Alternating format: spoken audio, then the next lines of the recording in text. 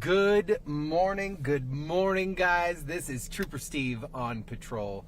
And, every now and then I focus on some non-traffic things. I have a passion for anything community related. I love people to a point, as much as you can be tolerated. But dogs, animal adoptions, animal advocacy, and just trying to do good for our community. And if I can help in any way, I'm always going to do what I can. And I came from absolutely nothing, so I take all of this as an absolute blessing. And my mom gave me the motivation and willpower to give back, and she still volunteers out there. So when I get to come out and do stuff like this today, it is so awesome. So what exactly did I get to do today? This morning, for the third time, I've hosted the Samaritan Resource Center breakfast. And it's an amazing opportunity to come together as a community and raise some funds, have a great meal, hear exactly what this center does, and just truly re-motivate an amazing group of people. But today I want to talk about the organization, and I want to welcome in their executive director. Their executive director is one of the most humble people I've ever met in my life, and today we're going to welcome Ms. Z into Results One. So we're going to have her hop on in. She's going to jump on in, and we're going to get rocking and rolling. It's a big truck, ma'am, yes, so it's ridiculous.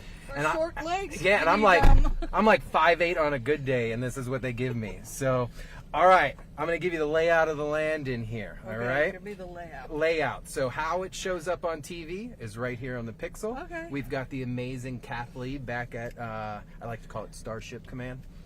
All the way back over at the station. She's got everything going. She's also listening in on the conversation, just in case anything happens. Oh, believe me, we need her. We need her. These are the cameras. They're everywhere. They're up and all over the place. They're all hands-free. So we're just going to talk and have a pretty cool conversation. Okay. Do I have to put my seatbelt on? I would really, really appreciate that. It's funny. I always tell this story because this truck has been going now 2.5 years. We've been up and running on this truck because the first time I got involved with you guys, the truck didn't exist yet. My first week doing this, I had a deputy in the truck. For 20 minutes, we rode around. I didn't tell him to put a seatbelt on. Totally forgot. I was so nervous. It was my first time out there, and you should have seen my Facebook inbox. People were trolling me. Oh, the trooper and the deputy didn't wear the seatbelt. So I'm always like scanning now. So I would love to formally welcome you, ma'am, inside Results One. This is my mobile office. This is where we get results here in the community. But you're look at your computer. Yeah, Miss Z right there for you. So I always struggle. I always just call you Miss Z. Please introduce yourself to the community. Okay. Go for it. Zeynep Portway. Zeynep. Yeah. Zeynep. I knew the Portway part, Yeah. but you are the Zeynep Portway. You are the executive director for the Samaritan Resource Center. Correct. And what you guys do is absolutely, I like to use the word crazy in a positive way because it's just insane what you guys do. But first, I want to know a little bit about you. I know this is not about you. She made it crystal clear. Steve, I can't believe that you're getting me in the truck today, but I wanted to talk about you because it takes such a special person to do stuff like this. I know, Ms. Z, you are not the one to give yourself any type of accolade, so I'm not going to try to embarrass you or any of that stuff. I appreciate that. I promise. But where are you from originally? Originally, I was born in Turkey, and I would live there until I was 14. And then moved to the States with my family. Okay. We lived in New York. We lived on Long Island for many years, and then I moved to Florida in 1999. Wow. Yeah. So you're Turkish. I am Turkish. Well, I'm a dual citizen. Well, so. Right. I have both. Let's both? not get me in trouble now. Right. No, but that's amazing. I didn't know that. Yeah. So, where when you got here to the U.S. and you became an adult, what was your passion? Like, what did you want to do? Well, when I was really young, I didn't know what I wanted to do. Okay. Honestly, it was just go to school, go to college, major in something, and then get a job. And I really didn't have anything like this in mind. I kind of fell into nonprofit work. How does someone fall into nonprofit work? Because you got to have a passion for it. You cannot just. Well, you're never going to yeah. be rich, No. and you're going to work a lot. Yes. But you're going to do a lot of good things. So how did you find that niche? Well, I think it was always there all my life because Okay. I was always that constant volunteer. I volunteered for any cause I could find. Okay. In high school, I was one of those candy stripers. Do you remember candy Yes. stripers? Yes. Even had a uniform Yep. with the Red Cross on it and everything. Wow. Went to nursing homes and volunteered. After that, I was an adult literacy league volunteer up north in Okay. New York. So I've always volunteered for some cause, any cause that I That you can got get involved with, right? involved in. Anybody asked me for help, I've always done it. But I've always been in the corporate world because that's where I thought everybody goes, right? Right. To make money, you go into the corporate world and you do sales, you do operations, and That's how life goes, kind of thing. yeah. And then after when we hit the Great Recession, and I was late, our company had a major layoff, and I had some time to kind of Revamp a little and go. reflect. I had time. I had a severance package, so it wasn't like I didn't have to. And that's when I was really trying to figure out what's my next Right. What's the job. next What's move? my next move? What do I want to do? What do I really want to do? And that's when I finally realized, yeah, let me try nonprofit work because I've always been. That's where your happiest focus was, doing right? it. Right. Yeah. So now because I know you don't want it all on you. Let's get to SRC because you have an army that work with you, and I'm not gonna, because I've gotten to know you, I'm never gonna say work for you because No. you are not that person. No. You have a team that comes together and does amazing things at SRC. What exactly is SRC for those that have no idea what we're talking about this morning? Well, SRC is, just to give you the Yeah, we got time. tagline is SRC is the only drop-in center, day service center for the homeless in East Orlando. So between only downtown and Bithlo, there's one in Bithlo, and there are other ones in downtown. Right. In between there, we're the only resource for those who are experiencing homelessness. Now, some people Or- might be like, well, that's just East Orange County. That's not a big deal. But let's talk numbers for a second. Yes. You're We're seeing upwards of 100 people a day just for drop-in services. Sometimes more than that. when you say drop-in services, what's that definition? Well, that's what you need to live every day, right? When you get up, you want to take a shower, right? Brush your teeth, go get a cup of coffee, maybe grab some breakfast, put your clothes on. The things that most of All us take of for those granted. things, yeah, that we take for granted. We don't even think about it when you get up, turn the shower on, the hot water comes, and you're in there. So we provide all those daily needs. For at least 100 people a day. Yeah. So we have hot food daily. We have takeaway food for people. They can take away for the rest of their day. Okay. We have showers. We have laundry service. We do their laundry for them. They can receive mail at SRC. We have clothing. We have hygiene items. I love it. All of those things that you would need. But right? like the way you say that, and I say, yeah, I love it. But there's and we'll bounce back from this, but there's an underlining like darkness of that, because you're providing things like you said that people wake up every day and we don't even think about it yet. There's a facility in East Orange County that someone's showing up just to brush their teeth. Right, because odds are they slipped On the streets. behind a building, in front of a building, or in the woods in a tent. And this morning I had to stop at the office before I came to the event, and I actually took a picture. One of our clients was just sleeping in the driveway of Samaritan Resource Waiting for you Center. guys. He was out cold. He was just sleeping, and honestly, I can't fathom that in this country, in this day and age, with all the resources we have, all the money that we have, that people still have to sleep on the streets. I couldn't agree with you more. I'll never forget one of the first things I said when I was working with you guys was, everyone deserves to feel safe in their front yard. I don't care where you live, what the stereotype of your community is. It's one of my biggest beliefs. And as weird as it sounds, like, it blows my mind. People don't have shoes. People don't have, they want undergarments. But moving on from that side of things, you guys aren't just like catching and releasing. No.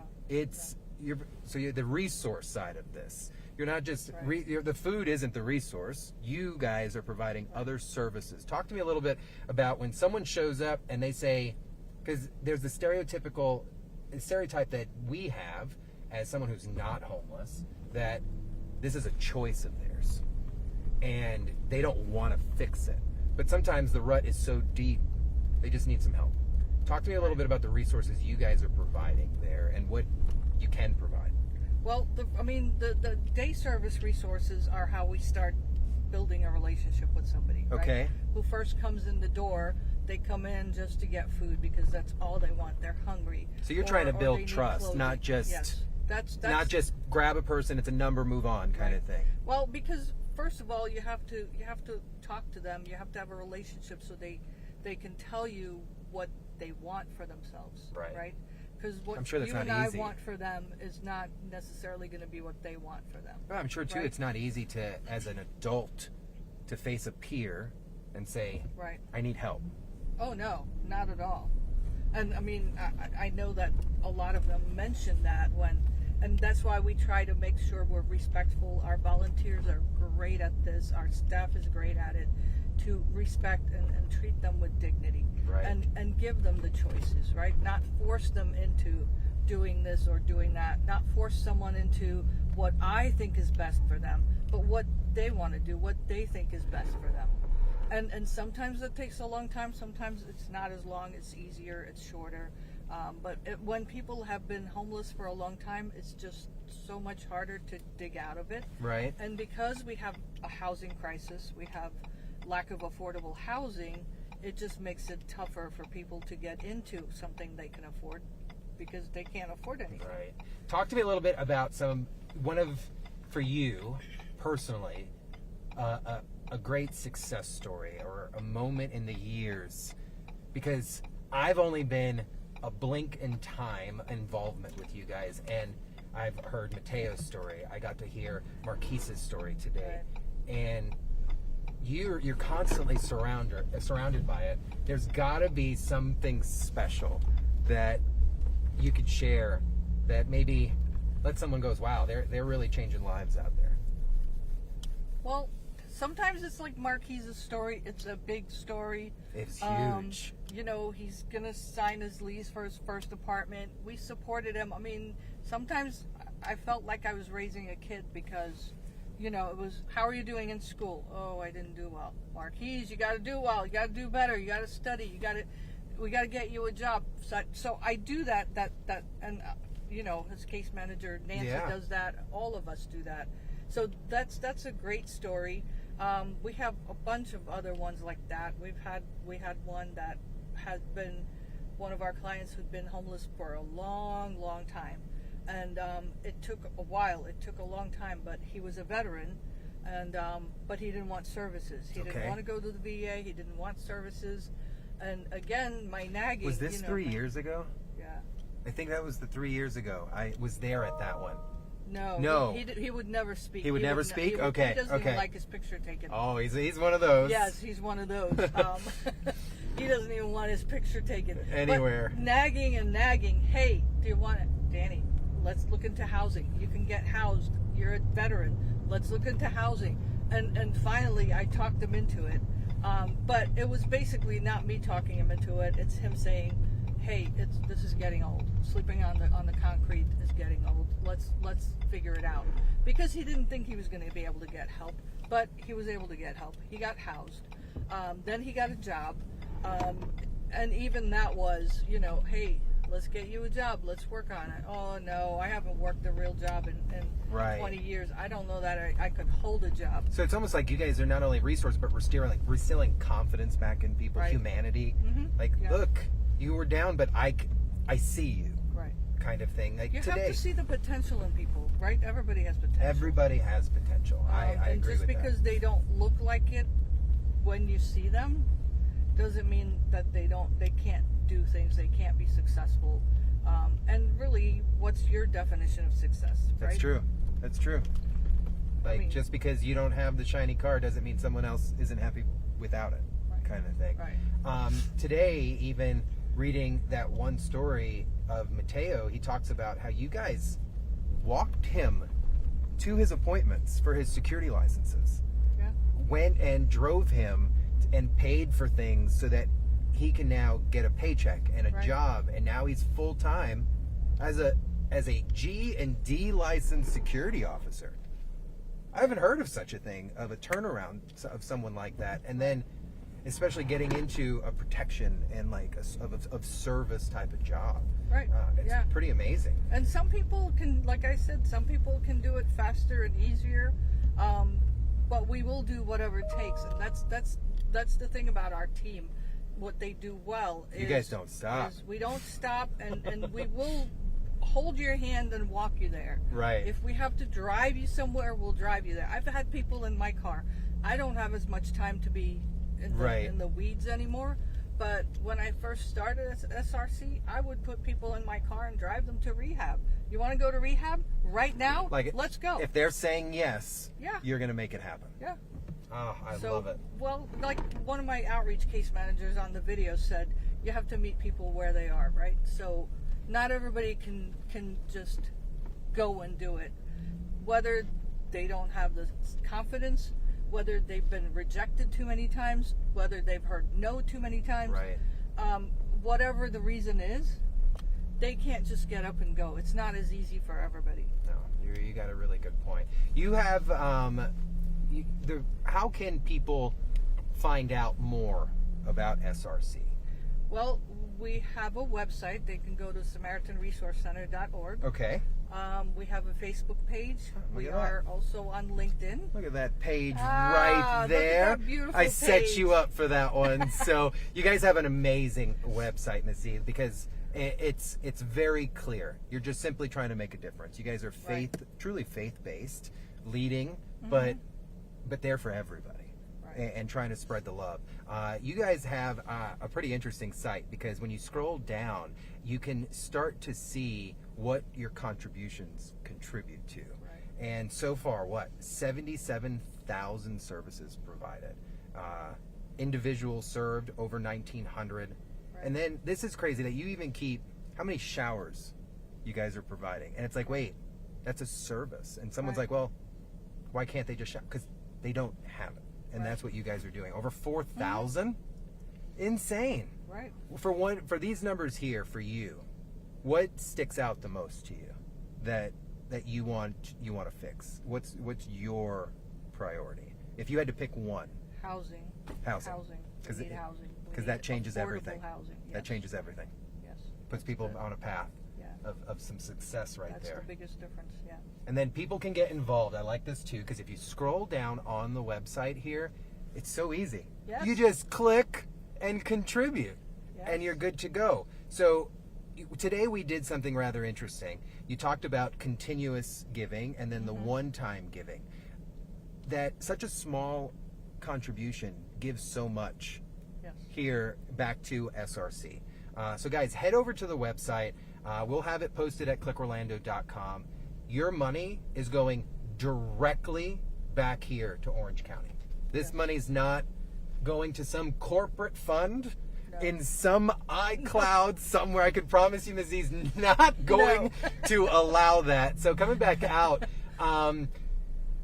what you do, I appreciate you. I cannot thank you enough for allowing News 6 to be a part of it and just kind of echo what you guys are doing. Thank you for your support. It's a lot of fun. You guys make it fun, even though you're dealing with very serious situations. I think it just takes a want, and I think you guys have a lot of it. I just hope that we can make some noise. Yes. So if people want to volunteer, though, before we wrap this up, they can they can volunteer with you guys. We always need volunteers. What's yes. the address of the location of where you guys are at? 9837 East Colonial Drive. 9837 East Colonial Drive. If you're interested in donating, you can go to the website and contribute there. Samaritan Resource Center. If you're looking to volunteer, they're always needing help. You can go out to the location, talk to the staff there, learn about what it takes to volunteer, and you can give back to the community. Yep. Ma'am, I appreciate you so much. Thank you you are so much. always great. Thank you. I need her to organize some of these other events that I attend because she keeps a tight ship. So guys, we appreciate you. Remember, it's not about our differences. It's ultimately about what we have in common that can really make today and tomorrow a much better experience. So, Trooper Steve on patrol. You guys have a great Wednesday. We'll see you later.